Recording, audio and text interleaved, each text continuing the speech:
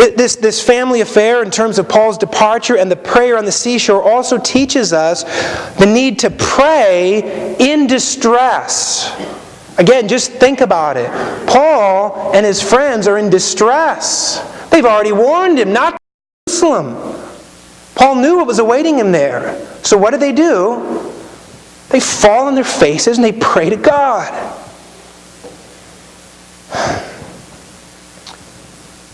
I wonder if we would have. I include myself in this, but we're so quick to talk about praying.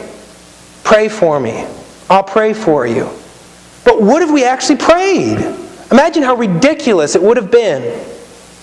As the congregation followed Paul out to the seashore, and Paul starts getting ready to board the ship, heading to Jerusalem to be persecuted, and the believers said, "Okay, Paul, we'll pray for you," but didn't actually pray with him. How ridiculous. Paul might have thought, "Thanks a lot. Why don't you pray for me right now? Who knows if you're even going to?" We need to commit to praying in times of distress, to entrust the situation to the Lord, and to instill in our children an instinct that of course the best thing to do in times of trouble is to pray. That's a duty that we have, parents, and others who are not parents have the same opportunity to pray with people. I was recently driving with my son, driving home from Scranton, not that far away, but Dad took a shortcut and ended up getting lost. It became obvious that we were lost. It was kind of a rainy, stormy, dark night. We were lost, dead ended in some park somewhere, by Marywood, I think it was. When it became obvious that we were lost, my son just blurted out, "Dad, there's only one thing we can do. We got to pray." And so he did. He prayed for us. Now, in my mind, there were several options.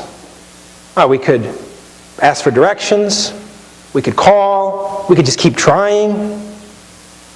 But in his mind, there was only one thing to do. Of course we have to pray. Now, I share this. I don't mean to trick you emotionally, but I share this not merely as something for those that are older to smile at. All right? I share this as a rebuke to myself and perhaps to others of us for whom prayer is not the first thing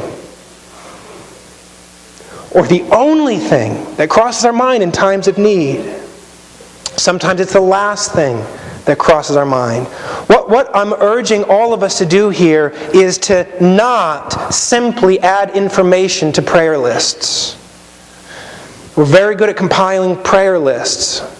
What God is doing here is urging us to pray. To stop compiling lists and to pray. Don't promise people to pray. Pray with them. Don't ever send another email to somebody when they say, "Please pray for me," and say, "I will." No, send that email saying, "I just did. I just spent 5-10 minutes praying for you." I don't want it just to be a word, but a deed.